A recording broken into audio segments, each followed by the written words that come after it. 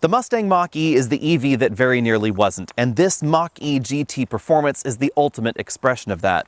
You see, when the Mach-E started development, Ford initially was going to design it to be sort of a compact hatchback-y thing along the lines of a Chevy Bolt. Definitely not what I see standing right next to me. At some point, Ford realized that instead of that, they really ought to make more of a Tesla competitor, and that's exactly what they did with the Mach-E, especially this Mach-E GT. In a rational world, we need an EV for everybody. We need an inexpensive EV, a slow EV, an EV minivan, an EV pickup truck, an EV SUV, etc. But at this point in time, that's not who's buying EVs. Instead, the shoppers that are looking for the average EV in America are looking exactly for this kind of EV. The last time I had the GT version of the Mach-E, I only had it for a few hours, and most of that was spent filming the vehicle. This time I had it for a week, and this video is where I'm going to answer all of your burning questions. What's the real-world range in the Mach-E GT? How does it compare to the regular dual-motor version? Which version is right for you, and which would I buy if I had a chance to do it all over again? Also, what's been changed for 2022? Because there are a few tweaks around the edges that you should know about. Let's start out by taking a look at the front-end design. We have multi-module LED headlights here, and a different grille treatment and lower bumper treatment than we find in the regular Mach-E. Instead of the sort of handlebar mustache thing going on here, we have more of a faux grille insert. Let me know what you think about that. I kind of like the faux grille insert, but half the people I talked to this week didn't like this look, and they liked the sort of mustachy thing going on there. We have an arrow splitter down at the bottom, the same active grille shutters that we find in the regular Mach-E GT, slightly different treatment over here for improved aero up front. Dimensionally, the Mach-E is about the same width and the same length as a Ford Edge, but as you can see, it has a very different profile. The profile sort of looks like a regular Mustang if you squint a little bit, perhaps a Mustang that got stung by a bee. We have a long hood profile here, mimicking what we see in the Mustang that hides a large front trunk we'll take a look at in a bit. And then behind it, the look is more sportback or liftback than regular SUV. And obviously, that has to do with aerodynamics. Aerodynamics are very important for any EV, especially an EV like this that has sporting intentions in mind. Relatively wide tires at 245 with summer tires on this particular model, and the curb weight is about 5,000 pounds here. I'll leave the question of whether or not this is a real Mustang up to you, but regardless of what you want to call the Mach-E, this is the best-selling Ford pony car as of this year. Last year, it was neck and neck with the two-door model, and this year it looks like a runaway success that the four-door or five-door version, depending on what you want to call it, is going to outsell the two-door version handily this calendar year. Changes to the rear end are pretty minor. We have a GT logo rather than the Mustang logo. We still have full LED tail lamp modules with sequential amber turn signals. That's a really nice touch. The LED backup light is still down there at the bottom of the bumper. We get some additional aero treatments on either side. Whether you get a 2021 Mach-E GT or a 2022, you'll end up with two key fobs rather than the one that my model came with. That is a nice touch, but neither fob has a button for a front trunk release. It just opens the hatch in the rear. You can open the front trunk electronically via the app, but I really wish that Ford would integrate some sort of button up front or some other kind of sensor to electronically open it. You could do it via the touchscreen inside. There's also the app. There's also a little electric release button right in there in case someone gets trapped in the front cargo area. As far as front trunks go, this is one of the larger front trunks in the industry. You can fit a 24-inch roller bag in here, and depending on the size of your golf clubs, you might be able to fit something like that in here. You could certainly fit certain strollers in here as well. And the cargo can actually mound up a little bit over this opening because the hood actually is dished, so that way you can fit some of those larger items inside. Now let's dive into the nuts and bolts, at least the nuts and bolts that Ford has been public about, because there are a few details and specifications that Ford has not released. There are essentially two electric motors available in every Mach-E. The rear motor in all vehicles is the same rear electric motor, although tuning changes model to model. Most versions produce either 255 horsepower or 282 horsepower in the rear, up to about 300 pound-feet of torque. If you get most versions of the Mach-E with the dual motor setup, like the premium version with the short range battery or the big range battery, there's a different electric motor up front. It's also a permanent magnet electric motor, but the output is lower than the electric motor in the rear. The Mach-E GT and GT Performance, they're a bit different. They use an identical motor in the rear and in the front, theoretically producing, again, a maximum of about 282 horsepower. Now, system total is 480, and where the car sends that power is up to the computer. It could theoretically send more power up front and less power to the rear, but by default it's actually going to bias the power towards the rear, about 70% in the rear, 30% up front for most driving situations, until of course you command maximum power. Then it's going to be the most in the back, and then whatever else it needs is going to go to the front. Between the rear electric motor and the front electric motor lies a skateboard-style battery pack. The capacity is just under 99 kilowatt hours, 98.8 to be exact. For 2022, 91 kilowatt hours is usable. Previously, 88 kilowatt hours is usable. Ford has not been overly specific about if and when a software update will happen to make 2021 model year vehicles have the same range as 2022 model year vehicles. Theoretically, this could be done with a simple software update. Some folks have been questioning why is it that Ford doesn't allow you to use the entire battery pack. The main reason is battery pack longevity. By not using the battery pack completely, never actually charging it to real 100%, you extend the lifetime of the battery. This is why in modern Teslas and a lot of EVs out there, the manuals will tell you please don't charge the battery regularly to over 80% or over 90% depending on the model. Ford, of course, has their own particular recommendations for charging their battery pack as well, but logically in a vehicle like this, you will see less battery degradation over time, even if you charge this to 100% all the time, because you're never actually charging it to 100%. You're only ever charging the battery pack up to the point where Ford has decided to allow you to use it. The middle portion of the battery is what you can use. You can never discharge the battery completely, and you can never fully charge the battery in order to improve battery life. Due to the shape of this seat, I rank front seat comfort a little bit below the regular Mach-E, although I like the way the seat looks. The problem is this shoulder section, which I'll show you in a little bit, it kind of hits me in an unusual place in the back, and it's not adjustable. We still have a manual tilt telescopic steering column with a large range of motion and a 3-position memory over there on the driver's door.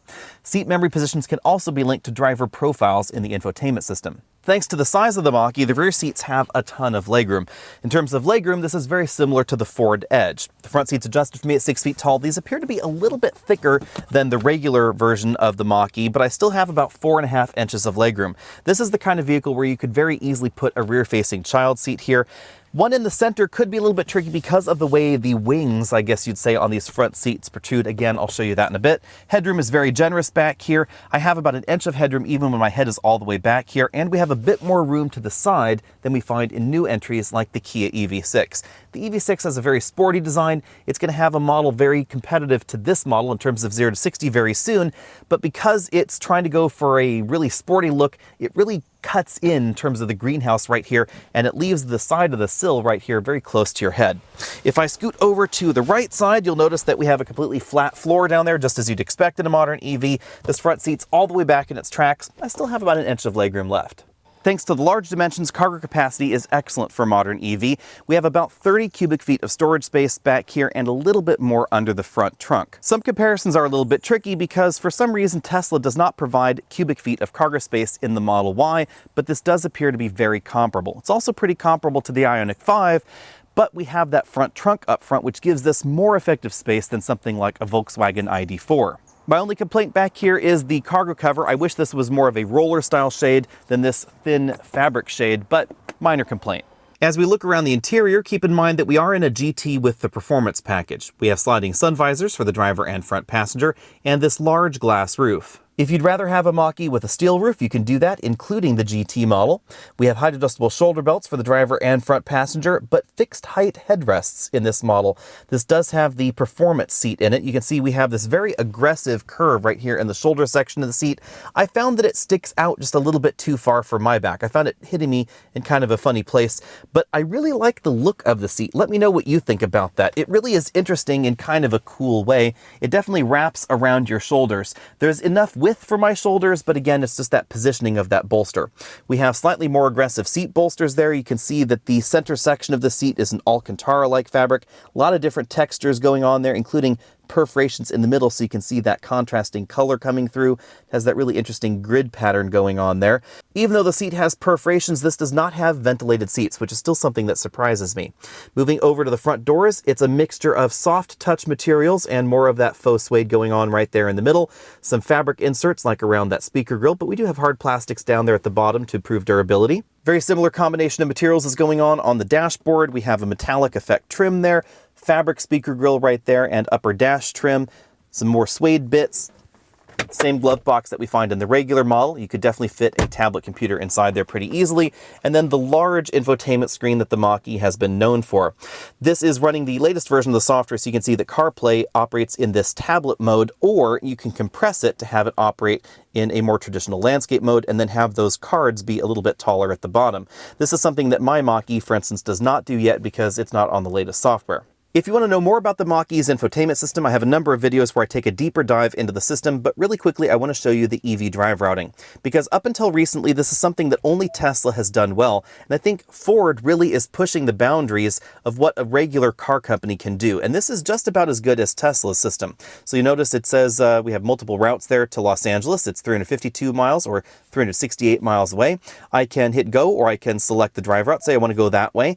It's going to automatically add EV chargers to the trip, just like Tesla does, and very similar to Tesla, it's actually aware of what's going on with the charging station. So if I hit details here, you'll see what separates this from, say, a Volkswagen ID4. The vehicle has automatically added EV charging stations to the route. Now, personally, I think I could do this route with just 2 charging stations, but you can reliably follow this, and it is incredibly accurate about the final state of charge there. Ford has said that they're starting to collect data, and they're going to start to use things like topographic data to improve their range estimates on these screens, and the system will know whether or not these charging stations have been reliable. So if there have been frequent errors with other Mustang Mach-E's at those charging stations, the software will recommend those charging stations less often.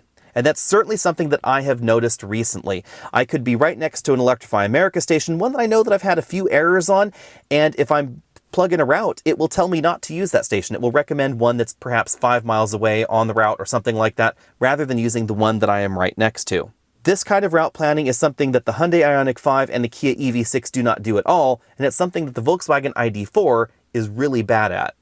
At the bottom of the LCD, we find the controls for the dual-zone automatic climate control system. We have a physical volume knob there, 2 USB ports, Qi wireless charging mat, 2 big cup holders. There's also a lot of storage going on there under the center console. You can see it's sort of a floating console design, making the use of that floor area there. Again, those 2 cup holders, rotary dial shifter here. Regen braking is fairly adjustable. You can either put this in drive and then you can engage low or not. That bumps up the regen. You can also turn on and off the 1-pedal driving. And then the 3 different drive modes have different levels of regen. Over here we have a button for the autonomous parking system, hazard light button, electric parking brake. We have an armrest with the GT logo on it there that opens to reveal a pretty decently sized storage area, 12-volt power port there, and then a slider cover.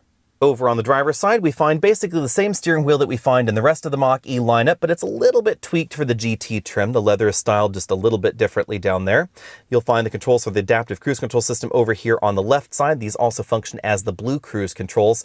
Blue Cruise uses these face monitoring sensors right here. They're not visible to the naked eye, but the camera can see their IR transmitters right there. That's what's flashing. We then have an LCD instrument cluster there. As you can see, turn-by-turn navigation directions, information about your charge level, where the power is going, whether you're regenning power or sending power out from the battery, state of charge right there. And then this is the distance to the next charging station that the software has decided for us over there. The display changes a little bit based on whether the cruise control is on or off and whether navigation is being used.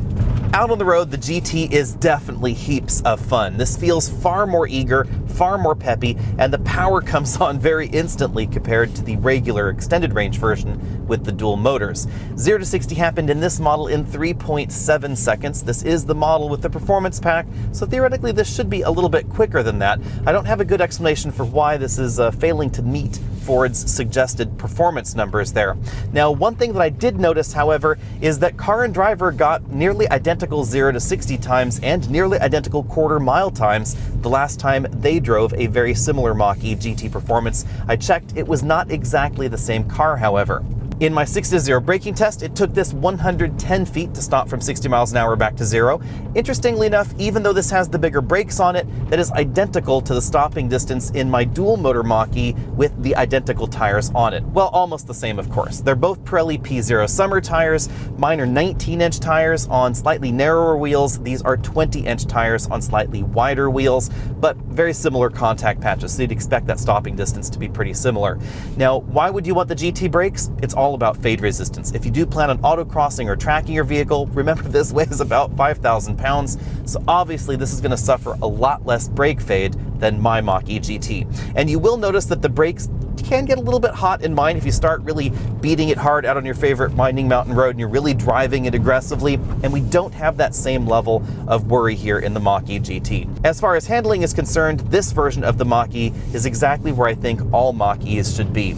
Grip is definitely good. It comes in a little bit below the Tesla Model Y. Remember, we do have slightly skinnier tires on this vehicle. And of course, we have a curb weight that's a little bit higher than some of the competition because Ford has that massive battery pack. This is again nearly 100 kilowatt hours, and that does add to the curb weight. Out on the road, the GT is definitely peppier than the regular dual motor version of the Mach-E. When it comes to the ride quality, as I said before, this is absolutely excellent. And as far as ride quality goes, this is my favorite version of the Mach-E. This is not in its softest mode. If I go over here and change its drive mode and put it in the softer mode, the suspension quiets down thanks to the MagneRide dampers that are on the performance package, and this is an excellent daily cruiser. It no longer has that bobbleheady, sort of firm and bouncy feel that I complained about in my Mach-E. I really wish that Ford would bring these adaptive dampers down to every other trim, at least as an option. I would certainly pay extra for this on my Mach-E. And to be perfectly honest, that's a reason to buy the GT over the regular dual motor version as well. Obviously, this is faster, it's going to stop shorter, it's more fun, etc. But the ride quality is also improved, so this really is a no-compromise upgrade in performance.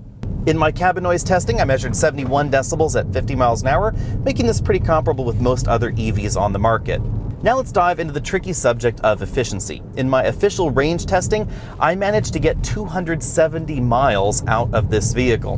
That puts it very similar to the regular dual motor version of the Mach-E, just as I had expected based on my own experience with basically the same tires on my model. Now, a regular Mach-E will go a little bit longer, it will go a little bit further because the motors are certainly more efficient, but a lot of that has to do with the tire choice as well. The base tires are not terribly sticky, they're relatively narrow, so you put the same tires on this, it could go a little bit further. If you put these tires on a regular Mach-E, as I proved, then it's going to go a little bit shorter. Now for 2022, Ford has unlocked a bit more battery in the Mach-E, and that has bumped the range out just a little bit further. Real-world range is something that Ford did an incredible job with on the Mach-E. If you're looking for an EV that will honest to goodness do those kind of range numbers in average driving, as long as it's not the dead of winter, then you want a Mach-E. Now, speaking of the dead of winter, if you are using this in a really cold climate, you can expect to consume an extra approximately 4 kilowatt hours per hour of driving. For every hour of driving, that would consume about 12 miles of theoretical range, and that could drop even further depending on the conditions you're driving in. If you're driving in rain, in snow, etc., expect that number to drop even further. That's because this uses a regular resistive element heater, a PTC heater to be specific, rather than a heat pump. We do find heat pumps in newer EVs like the Tesla Model Y, the Hyundai Ioniq 5, the Kia EV6, etc. They all use heat pumps. And depending on the situation, those heat pumps could drop power consumption by about 60%. Bottom line, the Mach-E GT is a ton of fun out on the road. The punchiness of this drivetrain is incredible. On the right road surface going 20 miles an hour, if you floor it, you can actually get some wheel scrabble, and Ford decided to give this a solid rear power bias. This still has a lot of fun, even though it is an all-wheel drive sort of crossover. Before we move on, I should talk about Unbridled Extend because there still is a little bit confusion about this mode. Unbridled Extend is optimized for having a lot of repeatable fun on an autocross course or out on a track if you want to do that with your Mach-E GT. It's not about the best 0 to 60 time. In fact, 0 to 60 times are slower in Unbridled Extend. This model went from about 3.7 seconds 0 to 60 to about 4.8 to 4.9 seconds 0 to 60 when in Unbridled Extend. Interesting twist, the regular dual motor version goes about that same 0 to 60 time. I was able to do the 0 to 60 testing on this vehicle and mine back to back. It was nearly identical when this is an Unbridled Extend and that one is in Unbridled. You should know that aside from that, the other drive modes, 0 to 60 time is exactly the same. When you just floor it, 0 to 60 in Whisper, Engage, or Unbridled, identical, 3.7 seconds. Unbridled Extend, it stretches it out. And that's in order to keep from clipping the power output from the battery pack. There's going to be a point where the battery pack is generating too much heat, and they want to be really, really conservative with battery battery life, so they limit the power output. And in Unbridled Extend, it's also going to give you a little bit more leeway when it comes to the traction and stability control system and how it lets you scoot the vehicle around an autocross course. As hard as we might try, fun is one of those things that is sometimes hard to categorize. And yes, even though the numbers, depending on the number you're looking at, may not be that much different this to the regular dual motor version, this is certainly more fun. So whether or not you think the price increase is worth the amount of fun, that's up to you, but unquestionably, this is more fun. Price-wise, the Mach-E is very competitive with the Tesla Model Y, the truest and most direct competitor available in North America at the moment. Performance numbers are also pretty darn similar. The regular Model Y will do 0 to 60 in 4.8 seconds. There are a bunch of different versions of the Mach-E that will do 0 to 60 right around that same time. But I have to say, when it comes to this GT performance model, I am a little bit disappointed in the performance because it did not match what Ford was saying that it would do. 0 to 60 in 3.5 is the claim. In our testing, 3.75 is what we got. Now, hopefully, if anybody else out there has access to a Mustang Mach-E GT Performance and you've, say, been to a drag strip, etc., be sure and let me know what your 0 to 60 times have been. I'm not sure if something was wrong with this particular Mach-E GT, but it doesn't seem to be out of the ordinary. A bunch of other reviewers that I know have all received very similar 0 to 60 times. As you look at the price chart on your screen, keep in mind that the Mach-E does qualify for the full $7,500 tax credit, and that certainly puts the less expensive models in a very different price bracket from the first competitor that obviously we need to talk about, and that is the Tesla Model Y. It is very, very clear that when Ford designed the Mach-E, that they were really targeting the Tesla vehicles and the Tesla shoppers when they were creating this vehicle. It is shaped very much like a Tesla Model Y. If you don't take a look at the logos and you just look at the shapes of the vehicle, it is very Model Y in terms of its general shape. It also is very Model Y in terms of its dimensions. It is a little bit smaller on the outside, but the cargo area, the front trunk, the legroom, the headroom, they are almost identical to the Tesla Model Y. The main thing that Tesla has not been able to get a grip on really is build quality. That is something that is definitely below the average luxury car company. But let's just roll through the pros and cons of either of these vehicles. The Model Y obviously has Tesla's distribution network, basically their direct sales model. And for me, that is a huge advantage to Tesla because the purchase process is easy. It's all online. It's very, very simple. It's fast. It's very little drama. You know exactly what you're going to pay. Now, that exactly what you're going to pay part, keep that part in mind because prices have ratcheted up very recently in the Tesla lineup. On the one hand, you may have a Ford dealer that doesn't want to give you a deal on the Mach-E. Maybe they're adding a dealer markup on it. On the other hand, you have price tags that are consistently going up, but you know exactly how much you're going to pay. And again, the process is very, very easy to deal with. On the Model Y, we have standard all-wheel drive. It's optional on the Mach-E, but pretty comparable in terms of the all-wheel drive ability. Range is definitely an interesting and sticky topic. The Model Y, 330 miles to 303 miles depending on the version you get. Over on the Ford side, it could be 314 for the rear-wheel drive Route 1. That's the longest range rear-wheel drive model. The longest range all-wheel drive model, 312 miles on that one. Obviously, the other versions of the Mach-E are reduced, and you can get all the way down to about 220 miles if you want the smallest battery all-wheel drive in the Mach-E lineup. That is going to give you the shortest range. But they're also going to be considerably less expensive than the Tesla Model Y. Now, the big thing to keep in mind is that these two manufacturers are not rating range the same way. Even though they are both EPA range numbers, the process by which the numbers were obtained is not actually identical. In the Tesla Model Y, Tesla is very aggressive at getting the largest number allowable in the processes described by the EPA for range testing. Ford takes a different approach. They wanted a conservative number, so they chose a different method for testing that is allowed, again, under that standard that results in a slightly lower number. If you want to know the technical details, tons of articles about that. The key thing to know is that despite the numbers being a little bit far off in terms of range, 20, 30 miles here or there, they're actually very, very similar. And in a real-world range test, I took my premium dual-motor vehicle further than a Model Y long-range model. So keep that in mind. Also keep in mind that colder weather will impact the Model Y less than the Mach-E because it does have a heat pump. So as always, your range will vary, and it will vary based on your climate, where you're driving, how you're driving, etc. etc. In terms of interior design, I like the clean design of the Model Y a little bit more than what we see in the Mach-E, but I like the fact that the Mach-E has a variety of different textures going on, including fabric inserts on the dash. That's a really nice touch. I also appreciate the fact that we get two LCDs. The LCD in the Model Y and the Mach-E, they're the same size, 15 inches approximately. One's rotated 90 degrees. But the Ford also gives you a secondary display in a more traditional instrument cluster location, and that's something that I really, really love. So the actual real estate available to you in the center console screen ends up being a little bit higher, and the functions I think are a little bit better laid out in the Ford, but the software is not as responsive, not as snappy as what we find in the Model Y. For some folks out there, smartphone integration is going to be a big reason that you might want the Ford. It does CarPlay, it does Android Auto, and that is something that Tesla has for some reason really rejected doing. If you want to play games on your infotainment screen, that's going to happen in the Tesla. It doesn't really appear to be happening in the Mach-E. I suspect the onboard infotainment processor is just not capable of it. They have a tic-tac-toe game in there. There are a few other things that might be coming soon, but don't expect any motion games, anything with any sort of action, that kind of thing, like you can do in the Model Y screen. It has a much faster processor in there. Handling is also better with the Tesla, going back outside. A lot of that has to do with the tire size. We find wider tires and grippier tires, generally speaking, in the Model Y, as you might expect for a more expensive vehicle. It also doesn't hurt that the Model Y is lighter. It's 4,363 pounds for the regular dual motor version, about 4,400 pounds for the performance model, and the Mach-E GT Performance is 4,920 pounds, so a reasonable amount heavier on skinnier tires. When it comes to ride quality, I like the ride quality in the GT Performance better. It has the MagnoRide dampers, and that's something that I really wish we would see on the rest of the Mach-E lineup, and to be perfectly honest, adaptive dampers wouldn't be a bad thing in the Model Y. There's a little bit more customization going on in the Mach-E. There are rear-wheel drive models, all-wheel drive models, bunches of different trims, etc., and you can get more paint colors. So if you want a yellow vehicle from the factory, for instance, you can get one in the Ford lineup. You can't in the Tesla lineup.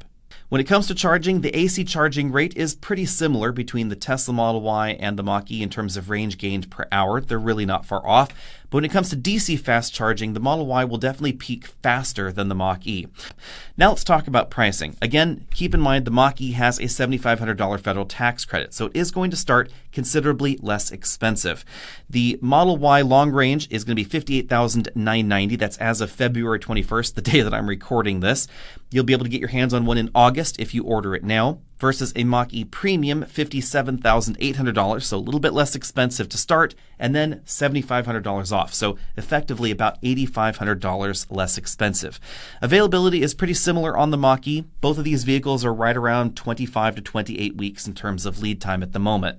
Now, if you want to get your hands on a Model Y Performance, that's going to happen a little sooner. Lead time on that one is about 10 weeks. Lead time on a Mach-E GT is about 20 weeks, so about half the time. That Model Y Performance seems like a pretty good deal, however, to be honest, because it's $63,990. That is less expensive than the GT Performance. It's pretty similar to the regular GT, but it is faster than the Mach-E GT. The GT Performance gets close, but it is still a little bit slower than the Tesla. It is going to be less expensive, however, because even at $67,995 for the GT Performance package, keep in mind you get the $7,500 tax credit, and that means that it's going to be basically $3,000, $3,400 or so less expensive than the Tesla, assuming you buy it at MSRP. Which vehicle is right for you? That's a tricky question because honestly, both of these vehicles are very, very good. If you want to take things on the safe side, I would say the safe bet is going to be the Model Y. The supercharging network is very predictable at this moment. It's pretty mature. Lots of places have destination chargers on the Tesla network, so that is definitely an easy way to go. If you want a teeny tiny third row, that's only going to happen in the Model Y. It is a very small third row, however. Keep in mind it is smaller than the third row that we find in a former generation Nissan Rogue, the current generation Mitsubishi Outlander, or a Volkswagen Tiguan. It is a teeny tiny third row, and it does really cut down your cargo area, whether or not you're using the third row. If you buy a Mach-E GT or a Tesla Model Y, you're going to get about the same kind of cargo capacity in both of these vehicles. The Mach-E has a slightly smaller trunk and a slightly larger front trunk. The Model Y has the reverse. But if you get the optional third row, the cargo area behind the second row shrinks down to about 26 cubic feet, so you do lose about 4 cubic feet of storage space. Now that we've covered the obvious direct competitor, let's talk about the Polestar 2, because honestly, other than the Model Y, this is as close as you can get. The Polestar 2 is not going to be as fast. 0 to 60 is about 4 seconds there. It's a much smaller vehicle. It's based on a subcompact Volvo platform, so it has less legroom, less cargo room, and just smaller, tighter dimensions everywhere. It has a really great handling characteristic, however. I love the way the Polestar 2 drives. I think it drives better than the Model Y or the Ford Mustang Mach-E. But it's not really the same thing. It's more of a sportback, hatchbacky thing. It's not really a crossover in the same way that the Model Y is. It's less boxy, it's lower to the ground, it's a lot smaller. Theoretically, in the future, the Polestar 3 would be the more direct competitor to the Model Y, but we won't be seeing that until later this year. Also, at some point soon, we're going to be seeing vehicles like the BMW iX. That's obviously going to be a direct competitor to the Tesla Model Y. It's going to be a lot more expensive, though, than the Model Y or the Mach-E. We also will be seeing the Kia EV6 GT. This is really going to be the third competitor that's going to be in the same price range as most versions of the Mach-E and, of course, the Tesla Model Y, depending on how Kia prices it. Rumor mill says it's going to be right around $60,000 or so. That's my expectation. It's also supposed to be 0 to 60 in about 3.5 to 3.4 seconds, so it should be right there in the target range for the Mach-E GT and, of course, the Model Y. Outside of that, eventually there will be Mercedes options and Audi options, etc. We don't have too many details on them just yet.